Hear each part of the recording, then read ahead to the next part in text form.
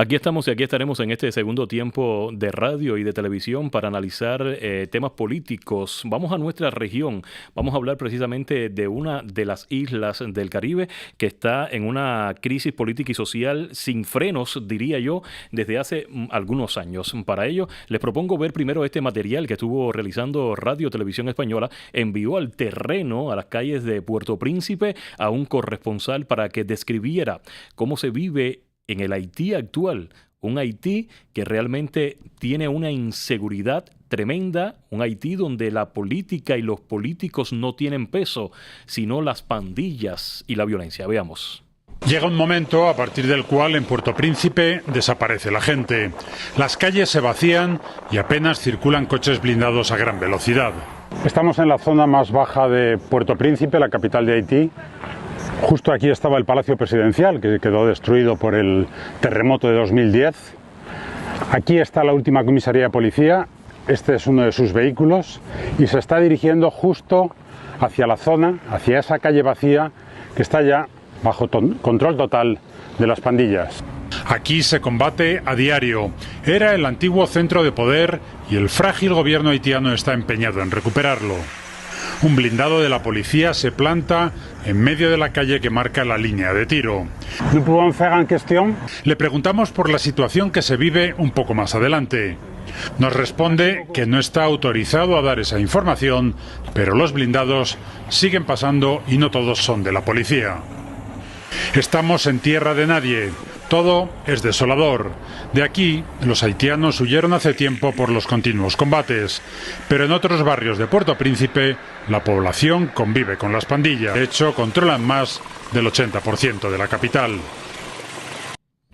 La crisis haitiana sin límites, y yo creo que es preocupante para su vecino República Dominicana, y vamos a analizar el tema precisamente con un experto, un analista político y también un periodista dominicano que me ha acompañado en otras oportunidades. Es una persona muy coherente, muy objetivo a la hora de hablar estos temas políticos. Miguel Sandoval, bienvenido una vez más aquí a Frente desde la República Dominicana, a la conexión a esta hora, amigo mío. Muchísimas gracias, Orelvi. Siempre un honor estar por acá con ustedes. Vamos a comenzar con esto. ¿Sigue siendo Haití un estado funcional o esto ya es una crisis que no se va a recuperar nunca? Bueno, desde hace años ya Haití ha estado en una categoría de prácticamente estado fallido, estado colapsado, y es por lo que describía el reportaje recientemente de que ha entrado a una línea lamentablemente de no retorno, donde las pandillas tienen prácticamente el control del 80% de la capital. ¿Y cómo ocurrió esto? El punto de inflexión, Orelvis, que tenemos que tomar en cuenta es el magnicidio de Jovenel Moïse en el 2021. Porque si bien en Puerto Príncipe siempre han habido manifestaciones vandálicas, pandillas, estos grupos que fungen como un brazo armado del poder político, de los grupos empresariales, que ya tendremos en otra ocasión momento para describir la historia. Pero estos grupos empezaron a tomar un control importante al Haití quedar acéfalo de un presidente.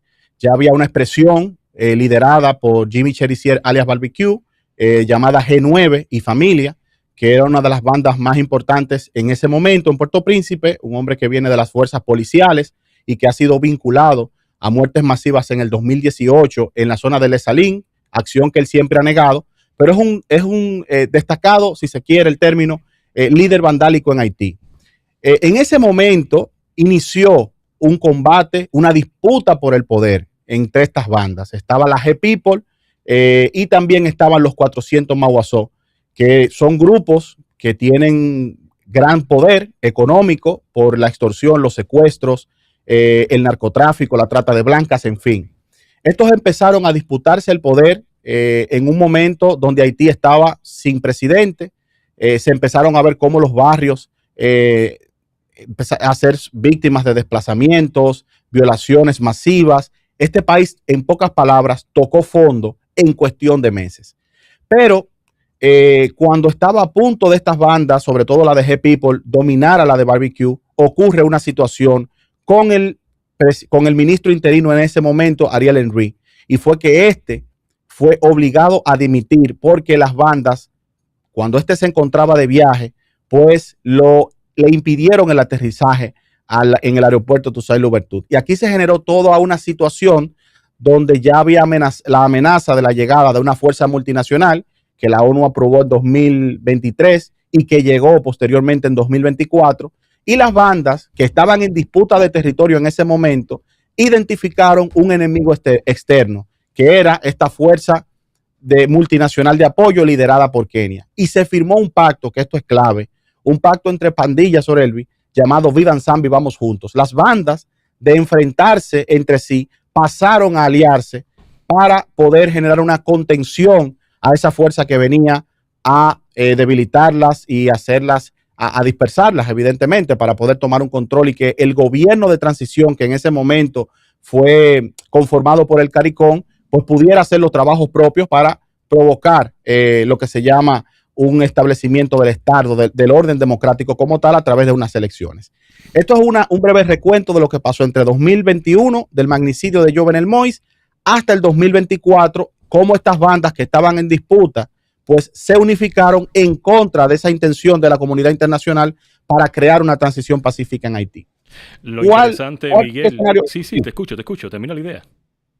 Bueno, ¿cuál fue el escenario posterior? El escenario posterior es que esta misión, si bien llegó en una actitud esperanzadora, con un gran refuerzo, los primeros efectivos kenianos llegaron a mediados del 2024, no fue menos cierto que esta misión, por falta de recursos y de voluntad internacional, se vio diezmada. Y estas pandillas, que poseen un gran financiamiento porque controlan las conexiones claves entre la principal capital y el norte de ese país, como es el caso de Juana Méndez, Cabo Haitiano y todo lo demás, pues cada vehículo, camión de comercio que entra y sale de la capital, pues tiene que pagar una cuota a estas bandas. También controlan el narcotráfico, el microtráfico. Es decir, tienen una gran fuente de financiamiento, sin mencionar a los oligarcas que lo sustentan, y por ende se vio muy dificultoso pues poder enfrentarlos en el área de terreno porque no tenían las herramientas necesarias.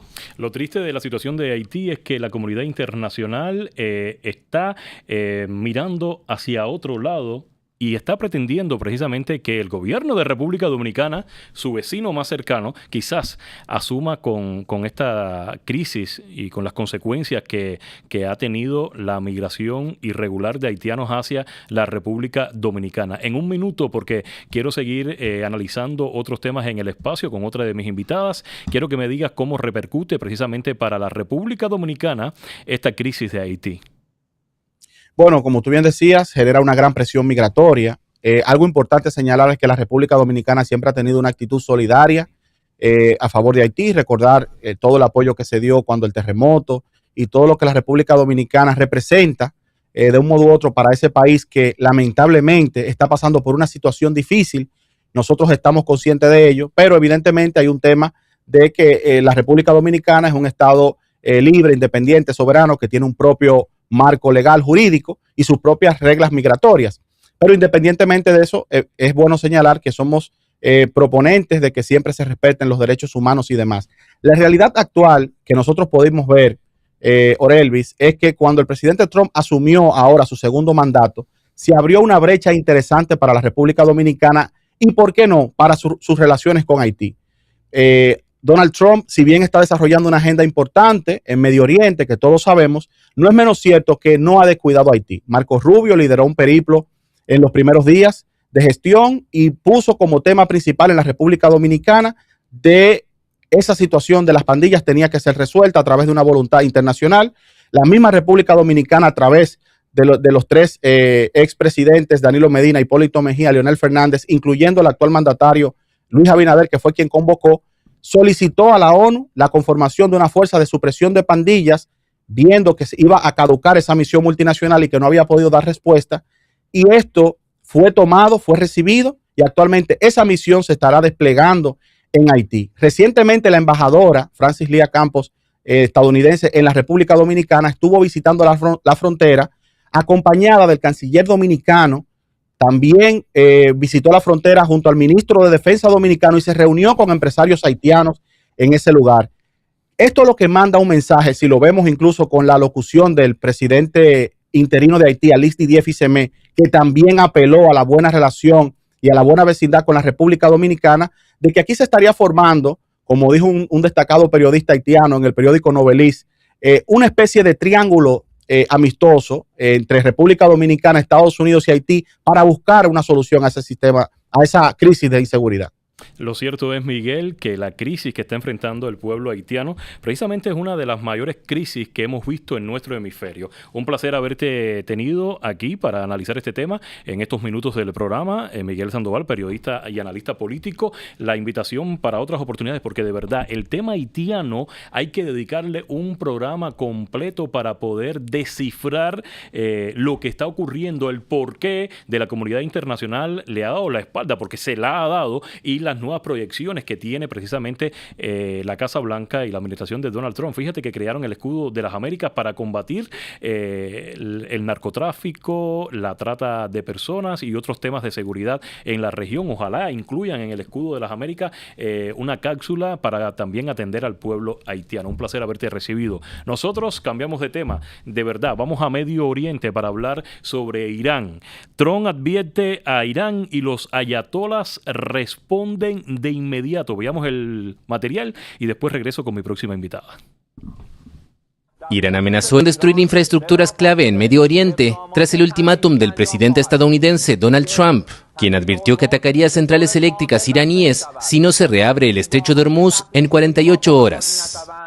Así lo informó el mando operativo del ejército Hatam al-Anbiya, que advirtió con cerrar completamente esta vía clave para el comercio mundial de hidrocarburos si Trump ejecuta sus amenazas. Todas las centrales eléctricas, la infraestructura energética y de tecnologías de la información y comunicación del régimen sionista serán objeto de ataques generalizados. Todas las empresas similares de la región que cuenten con accionistas estadounidenses serán completamente destruidas. Las centrales eléctricas de los países de la región que alberguen bases estadounidenses serán nuestros objetivos legítimos. El cruce avivó la preocupación sobre las plantas nucleares, luego de más de 3 semanas de una guerra que reta a la economía global por la posibilidad de que la fuerte subida del petróleo genere inflación. Irán impone un bloqueo casi total al estrecho de Hormuz, pero un número relativamente reducido de buques ha podido transitar por ella, estimado por la consultora Kepler en alrededor de un 5% de su volumen previo a la guerra. Regresamos a la sala Zoom para analizar este conflicto de Medio Oriente y lo que pueda pasar, las repercusiones, principalmente en las elecciones de medio término que se va a enfrentar el pueblo estadounidense en el próximo mes de noviembre. Para ello vamos a tener acá en la sala Zoom a Maribel Balbín, analista política demócrata, excelente analista política y por supuesto excelente demócrata. Bienvenida aquí al espacio una vez más.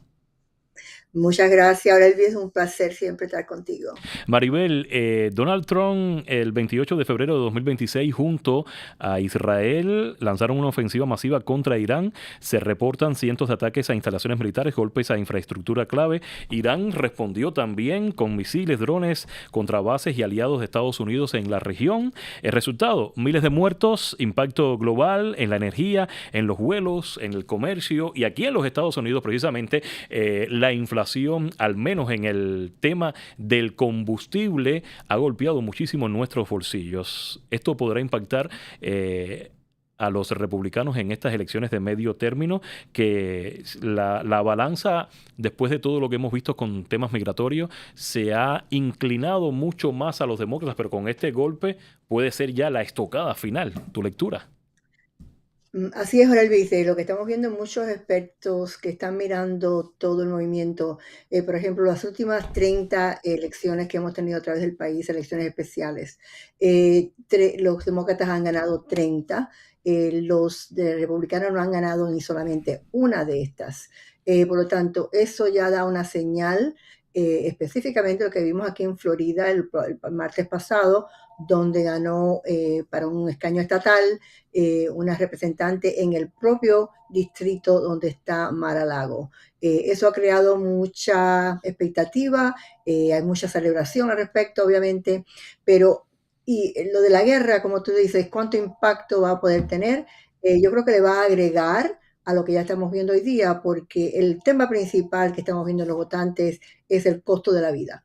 El costo de la vida, el cual el presidente fue una tema de campaña principal, donde él dijo que el primer día él iba a bajar el costo de la vida, él iba a terminar con la guerra en Ucrania, o sea, toda la cantidad de promesas que él llevó a cabo, y lo que sus votantes y aquella base fuerte que él tiene, lo que está viendo es que ha estado haciendo básicamente todo lo contrario de lo que prometió en campaña. Por lo tanto, sí, eso se puede sentir que en efecto, un momento que lleguen las elecciones de medio tiempo, definitivamente. ¿Cómo ven los demócratas esta parte de cuando vemos a Donald Trump, precisamente en las últimas horas ha dicho, le dio un ultimátum de 5 días, estamos en negociaciones, los acuerdos están avanzando, sin embargo hoy salió recientemente hace unas horas y dijo que iba a extender este ultimátum a 10 días, que Irán está precisamente colaborando y quedando muy bien quizás con las exigencias del gobierno estadounidense. Sin embargo, esa es la postura de Donald Trump en su red social personal, pero cuando vamos a la prensa internacional vemos que Irán está diciendo todo lo contrario y lo vemos porque Irán sigue con esa resistencia, una resistencia que ellos se han preparado desde el año 1979 porque sabían que en algún momento iban a tener este conflicto israelí-estadounidense. ¿Tu lectura? Exactamente, fíjate, estamos casi ya a 30 días de esta guerra, ¿no? El presidente definitivamente está buscando una rampa de salida. ¿Cómo salgo de esto? Hemos oído de sus asistentes en la Casa Blanca donde están hablando, ya le está aburrido. Sabemos que el presidente tiene muy corto lo que es cuánto se puede concentrar en un tema, es bastante limitado. Estamos viendo que está aburrido, que está cansado, quiere ver cómo se termina esto. Vemos los impactos en la bolsa, todo el tipo de cosas que es lo que le interesa a él, ¿no? El hecho de que estas negociaciones siempre se han llevado a cabo por personas no expertas, o que hablamos de que no se sabe quién está negociando. Como tú decías hace un momento, le dijo que los iraníes habían pedido 7 días y él decidió darle 10 para que puedan hacer un mejor trabajo. No tenemos confirmación en realidad de que eso es lo que los iraníes están diciendo.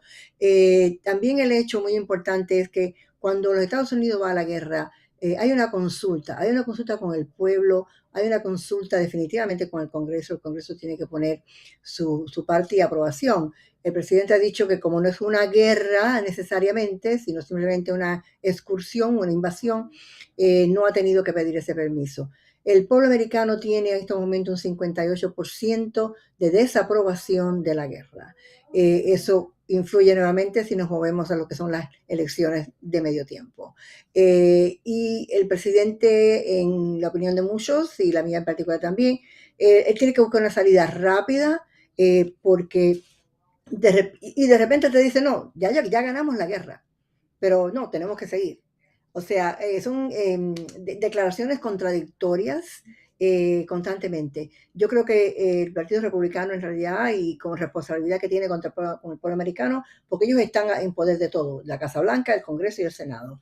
La responsabilidad total es de ellos, de todo lo que está sucediendo, sea la guerra, sea la inflación, sea el precio de la gasolina, todo es de ellos. Y para beneficio de todos, dejando de ser demócrata o de cualquier partido, lo que necesitamos es ver cómo se arreglan las cosas lo más rápido posible. Estamos viendo que están mandando tropas. Yo personalmente, mi hijo está en la Marina, es comandante de un buque y las informaciones que se tienen pues a las familias tampoco son claras. O sea, para poder llevar a cabo todo este teatro, ¿no?, de la guerra, se necesita tener una comunicación más clara con el pueblo americano y se necesita saber cómo es que se piensa terminar con y cómo podemos salir adelante y movernos hacia un futuro mejor y que no esté impactando tanto al pueblo y que se estén cumpliendo las promesas de campaña del presidente. Bueno, y las promesas de la Casa Blanca en pronunciaciones a través de conferencias de prensa no son las que está esperando precisamente los demócratas con esta guerra en la cual está metido literalmente los Estados Unidos en un año tan decisivo para el Partido Republicano que son las elecciones de medio término. Vamos a ver este material donde la Casa Blanca se pronuncia sobre el ultimátum y asegura que las negociaciones van a continuar. Y hay algo que me llama mucho la atención en este material, es con la fuerza que pretende atacar Donald Trump a los iraníes, en este caso a Irán, si no llegan a un acuerdo. Veamos y después regresamos. El presidente estadounidense Donald Trump desatará el infierno contra Irán si no acepta un acuerdo para terminar la guerra. Así lo advirtió la Casa Blanca el miércoles, aunque aseguró que las conversaciones continúan pese al rechazo de los iraníes al plan propuesto por Washington. Si Irán no acepta la realidad del momento actual, si no entiende que ha sido derrotado militarmente y que seguirá haciéndolo, el presidente Trump se asegurará de que reciban golpes más duros que cualquiera que hayan recibido antes. El presidente Trump no fanfarronea, está preparado para desatar el infierno. Horas después, el canciller iraní Abbas Araghchi señaló que la República Islámica no tiene la intención de negociar, sino de seguir resistiendo. En este momento, nuestra política es continuar la resistencia y seguir defendiendo el país. No tenemos intención de negociar. Hasta ahora no se han llevado a cabo negociaciones y considero que nuestra posición es completamente de principios. Según el diario New York Times, que citó funcionarios que pidieron el anonimato, el plan de 15 puntos propuesto por Estados Unidos atañe al controvertido programa nuclear iraní y al de fabricación de misiles, y también a las rutas marítimas por el bloqueo de facto del estrecho de Hormuz por parte de Irán. Un funcionario iraní citado por Press TV afirmó que Teherán había presentado sus 5 condiciones para que el conflicto termine. Entre estas, la exigencia de garantías de que Israel y Estados Unidos no reanudarán la guerra y compensaciones por los destrozos causados. También reclama el cese de las hostilidades en todos los frentes regionales y hacia todos los grupos de resistencia, en referencia implícita al grupo libanés Hezbollah. Según la prensa, miles de tropas estadounidenses podrían ser desplegadas en Oriente Medio e Irán amenazó con abrir un nuevo frente apuntando contra navíos en el Mar Rojo si Estados Unidos lanza una invasión terrestre. El secretario general de la ONU, Antonio Guterres, advirtió que la guerra está fuera de control, mientras llegaban reportes de bombardeos en Irán, Israel, Líbano, Bahrein, Kuwait, Jordania y Arabia Saudita. ¿Qué estamos viendo aquí? Y es mi lectura muy personal. Esto es un programa también de opinión. Yo veo una resistencia por parte de los ayatolás del régimen iraní que están jugando a la guerra de desgaste. ¿Y por qué quiero hablar de esta manera? Y es mi próxima pregunta, ¿no? Para la invitada. Es que, por ejemplo, cuando los Estados Unidos entran a este conflicto, están usando armamento que cuesta millones de dólares precisamente al bolsillo del contribuyente, al mi bolsillo, al tuyo y a de muchísimos estadounidenses aquí en el país. Irán está respondiendo con drones que lo que cuesta construir un dron iraní son $30,000 o $40,000. Hay una guerra de desgaste tremenda ahí y esa guerra va a traer una repercusión económica al ciudadano común aquí en los Estados Unidos. ¿Tu lectura, Maribel? Ese es lo que estábamos hablando también, ¿no? Que es $1 billón al día. Por eso que estaban pidiendo 20 billones más para poder seguir. Quiere decir que esos son los días que vamos a tener de guerra, pero como tú dices, el impacto específico al bolsillo del pueblo americano. Estamos hablando hoy de los granjeros americanos, por ejemplo, que no se siente, ¿cómo va a estar impactado un granjero americano con que esté cerrado el estrecho de Hormuz? Bueno, aparentemente la mayor cantidad de los fertilizantes pasa por el extremo de Hormuz y en este momento es la primavera donde los granjeros de Estados Unidos están empezando sus cosechas para este año. El presidente hoy día, hace unas horas, le acaba de dar otra rampa de salida, como decimos, a los granjeros para que puedan entonces, porque no van a poder cultivar, pues le vamos a dar dinero para que no tengan tanto impacto. Pero el impacto de tú y mío, la bolsa bajó ayer otra vez, todas aquellas personas que tienen dinero para el retiro, cada vez que pasa esas cuentas de retiro bajan. ¿Cómo vamos a salir de esto? Si saliéramos de esto mañana, en lo mínimo son 200 días para poder llegar y más o menos establecer un tipo de acabar con el caos, ¿no? 200 días en el momento que se termine este impacto. Muy interesante también, Aurelis, es que los países del Golfo ahora le están diciendo a los Estados Unidos, terminen con esto, porque ya ustedes lo empezaron, si nos dejan a media, ellos se van a quedar más todavía frágiles en cuanto a enfrentar a Irán. Estamos viendo también que solamente 1/3 de lo que es la potencia militar de Irán, que se supone que hubiéramos destruido desde hace como unos cuantos meses, aparentemente en este momento puede ser que sea solamente 1/3. Ellos tienen todavía una capacidad grande para poder construir sus armas nucleares. O sea, hace falta claridad y transparencia al pueblo americano para ver exactamente a qué es lo que nos estamos enfrentando y cuánto tiempo en realidad va a tomar para que terminemos con esto y poder empezar a restablecer algún tipo de normalidad para el futuro. Lo cierto es que de verdad este conflicto, cuando lo analizamos, yo recuerdo cuando inició el conflicto entre Rusia y Ucrania. El Kremlin creyó que en 7 días, quizás 15 días, la operación militar especial, como la bautizaron, iba a terminar con la toma de Ucrania, y se ha empantanado esa guerra que hoy ya han pasado 3 años y medio y aún no hay una solución con ese conflicto. ¿Pudiéramos estar viendo eso en el tema iraní? Bueno, eso es lo que estamos tratando de ver, cuánto en realidad va a ser el impacto y qué tiempo vamos a tener en esto. Obviamente el presidente pensó que esto iba a ser algo corto, como te decía anteriormente. Él es alguien que tiene muy poco, le gustan las cosas rápidas, y aparentemente él creyó un tipo de información que se le dio de que esto no, es una cosa que no era un problema tan grande. Lo que yo tampoco no entiendo, y no entendemos muchas personas definitivamente, es qué tipo ¿qué conversación están teniendo los expertos con el presidente? ¿Qué le cuentan? ¿Qué le dice para que él pueda hacer estas decisiones que se han tomado que no son necesariamente las mejores? ¿Dónde está la inteligencia? ¿Dónde están los generales? Sabemos que muchos de los generales, él se deshizo de ellos. Sabemos que la gente que está alrededor de él son no necesariamente personas expertas. Sabemos que los que no fueron a negociar con los iraníes, obviamente son personas que no son ni del gobierno. Los iraníes están diciendo ahora, yo quiero negociar con esto, con el otro, no me mandes a aquel. O sea, toda la relación diplomática o no diplomática, quizás se puede decir mejor, que está llevando a cabo esta administración es sui generis, como todo lo que hace este presidente la mayoría de las veces sui generis, pero que en este caso el impacto es mucho mayor que cualquier otra cosa que hubiera tomado decisión anteriormente. Hace falta personas serias, hace falta diplomacia, hace falta un cese al fuego. Tiene que haber un cese al fuego para que puedan entonces negociar y ver si podemos terminar con el conflicto.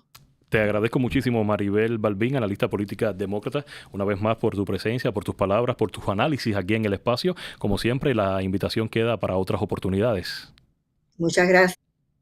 No, gracias a ti. Señores, tremendo el programa de hoy. Analizamos en 3 puntos en que pueden también marcar la diferencia. Cuba, con este tema de la flotilla de la izquierda internacional que estuvo llevando un mensaje propagandístico mientras el pueblo muere de hambre. También hablamos con un periodista dominicano sobre la crisis política y social sin frenos. Y por último, analizamos la escalada en Medio Oriente y la repercusión para la política aquí en los Estados Unidos cuando se está viviendo un año electoral. Puede ser el punto de estocada para los republicanos perder el control de ambas cámaras en el Congreso estadounidense. Recuerde, soy Orevis Cabrera, te espero en otra oportunidad. Esto es Frente a Frente, donde las verdades no se maquillan. Nos vemos.